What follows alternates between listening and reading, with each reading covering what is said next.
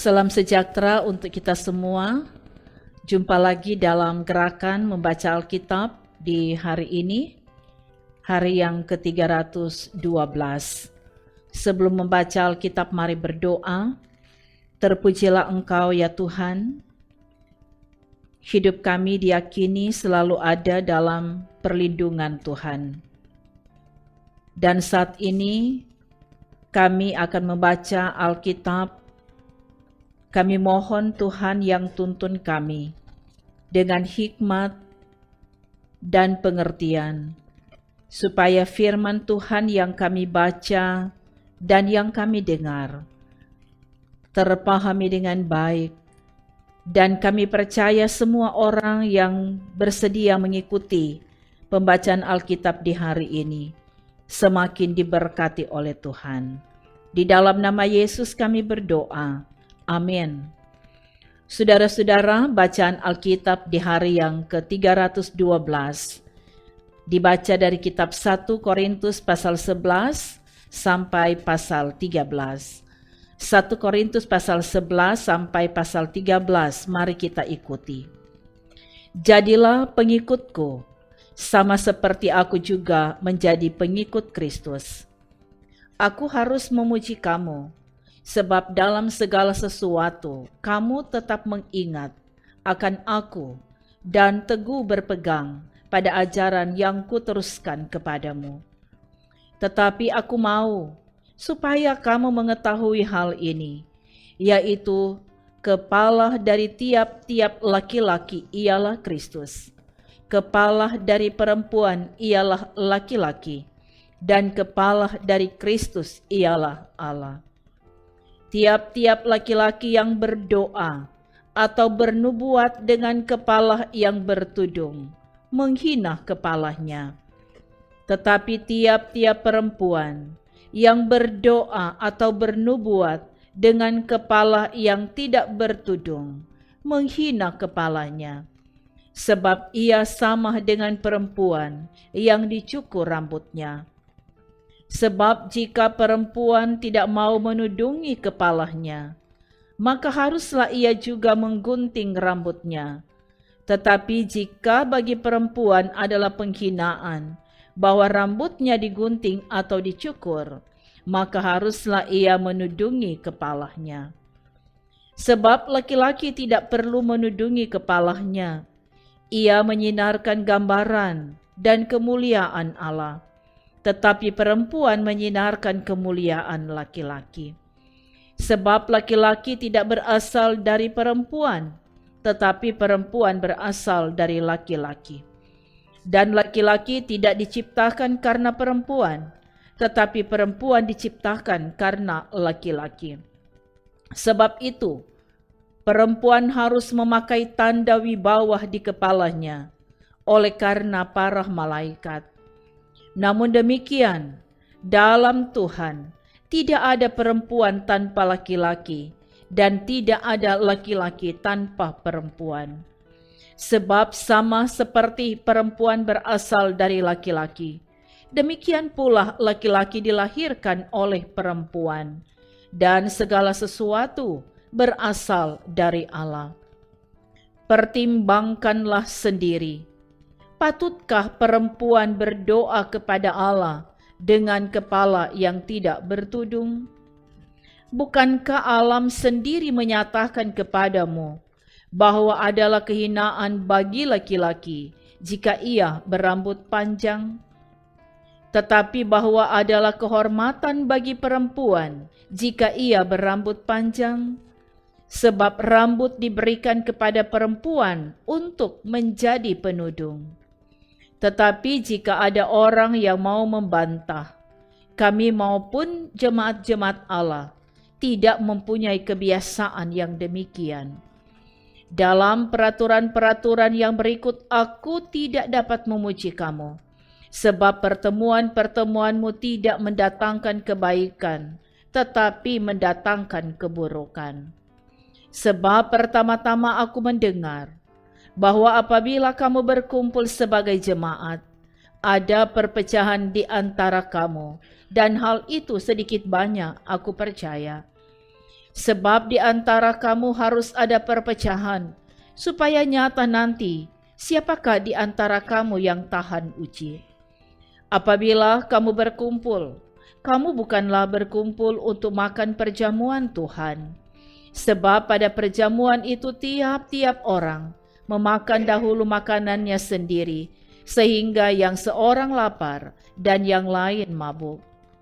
Apakah kamu tidak mempunyai rumah sendiri untuk makan dan minum? Atau maukah kamu menghinakan jemaat Allah dan memalukan orang-orang yang tidak mempunyai apa-apa? Apakah yang kukatakan kepada kamu memuji kamu? Dalam hal ini aku tidak memuji. Sebab apa yang telah kuteruskan kepadamu telah aku terima dari Tuhan, yaitu bahwa Tuhan Yesus pada malam waktu ia diserahkan, mengambil roti, dan sesudah itu ia mengucap syukur atasnya. Ia memecah-mecahkannya dan berkata, "Inilah tubuhku yang diserahkan bagi kamu. Perbuatlah ini menjadi peringatan akan aku." Demikian juga ia mengambil cawan sesudah makan lalu berkata, "Cawan ini adalah perjanjian baru yang dimeteraikan oleh darahku. Perbuatlah ini setiap kali kamu meminumnya, menjadi peringatan akan aku. Sebab setiap kali kamu makan roti ini dan minum cawan ini, kamu memberitakan kematian Tuhan sampai ia datang. Jadi barang siapa dengan cara yang tidak layak makan roti atau minum cawan Tuhan, ia berdosa terhadap tubuh dan darah Tuhan. Karena itu hendaklah tiap-tiap orang menguji dirinya sendiri, dan baru sesudah itu ia makan roti dan minum dari cawan itu. Karena barang siapa makan dan minum tanpa mengakui tubuh Tuhan, ia mendatangkan hukuman atas dirinya. Sebab itu banyak di antara kamu yang lemah dan sakit, dan tidak sedikit yang meninggal. Kalau kita menguji diri kita sendiri, hukuman tidak menimpa kita. Tetapi kalau kita menerima hukuman dari Tuhan, kita dididik supaya kita tidak akan dihukum bersama-sama dengan dunia. Karena itu, saudara-saudaraku, jika kamu berkumpul untuk makan, nantikanlah olehmu seorang akan yang lain. Kalau ada orang yang lapar, baiklah ia makan dahulu di rumahnya, supaya jangan kamu berkumpul untuk dihukum. Hal-hal yang lain akan kuatur kalau aku datang. Sekarang tentang karunia-karunia roh. Aku mau saudara-saudara, supaya kamu mengetahui kebenarannya. Kamu tahu bahwa pada waktu kamu masih belum mengenal Allah, kamu tanpa berpikir ditarik kepada berhala-berhala yang bisu. Karena itu aku mau meyakinkan kamu bahwa tidak ada seorang pun yang berkata-kata oleh Roh Allah dapat berkata, "Terkutuklah Yesus." Dan tidak ada seorang pun yang dapat mengaku Yesus adalah Tuhan selain oleh Roh Kudus. Ada rupa-rupa karunia, tetapi satu Roh, dan ada rupa-rupa pelayanan, tetapi satu Tuhan. Dan ada berbagai-bagai perbuatan ajaib, tetapi Allah adalah satu yang mengerjakan semuanya dalam semua orang. Tetapi kepada tiap-tiap orang dikaruniakan penyataan roh untuk kepentingan bersama. Sebab kepada yang seorang roh memberikan karunia untuk berkata-kata dengan hikmat, dan kepada yang lain roh yang sama memberikan karunia berkata-kata dengan pengetahuan. Kepada yang seorang roh yang sama memberikan iman, dan kepada yang lain ia memberikan karunia untuk menyembuhkan. Kepada yang seorang roh memberikan kuasa untuk mengadakan mujizat, dan kepada yang lain ia memberikan karunia untuk bernubuat, dan kepada yang lain lagi ia memberikan karunia untuk membedakan bermacam-macam roh. Kepada yang seorang ia memberikan karunia untuk berkata-kata dengan bahasa roh, dan kepada yang lain ia memberikan karunia untuk menafsirkan bahasa roh itu. Tetapi semuanya ini dikerjakan oleh Roh yang satu dan yang sama, yang memberikan karunia kepada tiap-tiap orang secara khusus, seperti yang dikehendakinya. Karena sama seperti tubuh itu satu, dan anggota-anggotanya banyak, dan segala anggota itu sekalipun banyak merupakan satu tubuh, demikian pula Kristus. Sebab dalam satu roh kita semua, baik orang Yahudi maupun orang Yunani, baik budak maupun orang merdeka, telah dibaptis menjadi satu tubuh, dan kita semua diberi minum dari satu roh. Karena tubuh juga tidak terdiri dari satu anggota, tetapi atas banyak anggota. Andai kata kaki berkata, "Karena aku bukan tangan, aku tidak termasuk tubuh." Jadi, benarkah ia tidak termasuk tubuh? Dan andai kata telinga berkata, "Karena aku bukan mata, aku tidak termasuk tubuh." Jadi, benarkah ia tidak termasuk tubuh? Andai kata tubuh seluruhnya adalah mata, di manakah pendengaran? Andai kata seluruhnya adalah telinga, di manakah penciuman? Tetapi Allah telah memberikan kepada anggota masing-masing secara khusus suatu tempat pada tubuh, seperti yang dikehendakinya. Andai kata semuanya adalah satu anggota, di manakah tubuh? Memang ada banyak anggota, tetapi hanya satu tubuh. Jadi mata tidak dapat berkata kepada tangan, "Aku tidak membutuhkan engkau." Dan kepala tidak dapat berkata kepada kaki, "Aku tidak membutuhkan engkau." Malahan justru anggota-anggota tubuh yang nampaknya paling lemah, yang paling dibutuhkan. Dan kepada anggota-anggota tubuh yang menurut pemandangan kita kurang terhormat, kita berikan penghormatan khusus. Dan terhadap anggota-anggota kita yang tidak elok, kita berikan perhatian khusus. Hal itu tidak dibutuhkan oleh anggota-anggota kita yang elok.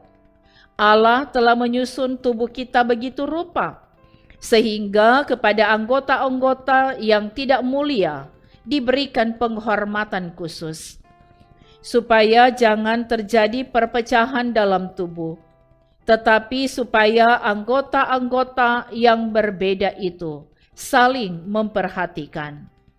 Karena itu, jika satu anggota menderita, semua anggota turut menderita.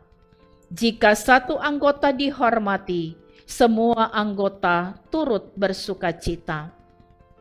Kamu semua adalah tubuh Kristus, dan kamu masing-masing adalah anggotanya.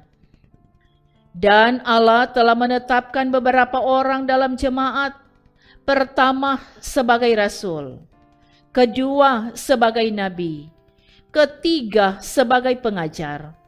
Selanjutnya mereka yang mendapat karunia untuk mengadakan mujizat, untuk menyembuhkan, untuk melayani, untuk memimpin, dan untuk berkata-kata dalam bahasa roh. Adakah mereka semua rasul, atau nabi, atau pengajar? Adakah mereka semua mendapat karunia untuk mengadakan mujizat, atau untuk menyembuhkan, atau untuk berkata-kata dalam bahasa roh, atau untuk menafsirkan bahasa roh? Jadi berusahalah untuk memperoleh karunia-karunia yang paling utama, dan aku menunjukkan kepadamu jalan yang lebih utama lagi. Sekalipun aku dapat berkata-kata dengan semua bahasa manusia dan bahasa malaikat. Tetapi jika aku tidak mempunyai kasih, aku sama dengan gong yang berkumandang dan canang yang gemerincing. Sekalipun aku mempunyai karunia untuk bernubuat, dan aku mengetahui segala rahasia, dan memiliki seluruh pengetahuan, dan sekalipun aku memiliki iman yang sempurna untuk memindahkan gunung, tetapi jika aku tidak mempunyai kasih, aku sama sekali tidak berguna. Dan sekalipun aku membagi-bagikan segala sesuatu yang ada padaku, bahkan menyerahkan tubuhku untuk dibakar, tetapi jika aku tidak mempunyai kasih, sedikit pun tidak ada faedahnya bagiku. Kasih itu sabar, kasih itu murah hati, ia tidak cemburu, ia tidak memegahkan diri dan tidak sombong. Ia tidak melakukan yang tidak sopan dan tidak mencari keuntungan diri sendiri. Ia tidak pemarah dan tidak menyimpan kesalahan orang lain. Ia tidak bersukacita karena ketidakadilan, tetapi ia bersukacita karena kebenaran. Ia menutupi segala sesuatu, percaya segala sesuatu, mengharapkan segala sesuatu, sabar menanggung segala sesuatu. Kasih tidak berkesudahan, nubuat akan berakhir, bahasa roh akan berhenti, pengetahuan akan lenyap. Sebab pengetahuan kita tidak lengkap dan nubuat kita tidak sempurna. Tetapi jika yang sempurna tiba, maka yang tidak sempurna itu akan lenyap. Ketika aku kanak-kanak, aku berkata-kata seperti kanak-kanak. Aku merasa seperti kanak-kanak. Aku berpikir seperti kanak-kanak. Sekarang sesudah aku menjadi dewasa, aku meninggalkan sifat kanak-kanak itu. Karena sekarang kita melihat dalam cermin suatu gambaran yang samar-samar, tetapi nanti kita akan melihat muka dengan muka. Sekarang aku hanya mengenal dengan tidak sempurna, tetapi nanti aku akan mengenal dengan sempurna, seperti aku sendiri dikenal. Demikianlah tinggal ketiga hal ini, yaitu iman, pengharapan, dan kasih. Dan yang paling besar di antaranya ialah kasih. Demikianlah pembacaan Alkitab di hari ini. Mari berdoa. Terpujilah namamu ya Tuhan. Besar kasih dan kemurahan-Mu Engkau nyatakan lagi bagi kami. Kami telah diperkenankan untuk membaca Alkitab di hari yang ke-312 hari ini. Kami percaya ketika kami membaca Alkitab, kami diberi hikmat memahaminya, dan ajarkan terus kepada kami untuk mau melakukan kebenaran firman-Mu dalam hidup kami. Semua yang setia mengikuti pembacaan Alkitab ini, kami percaya ada berkat berkelimpahan disediakan oleh Tuhan, dan diberkati juga tim multimedia dalam pelayanan di studio ini.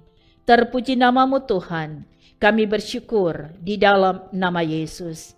Amin.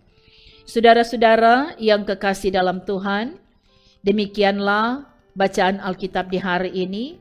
Kami sangat berterima kasih karena saudara selalu setia dan tekun mengikuti program Gerakan Membaca Alkitab dari YouTube Gemim Bukit Muria Rike. Sekali lagi terima kasih, Tuhan memberkati. Shalom.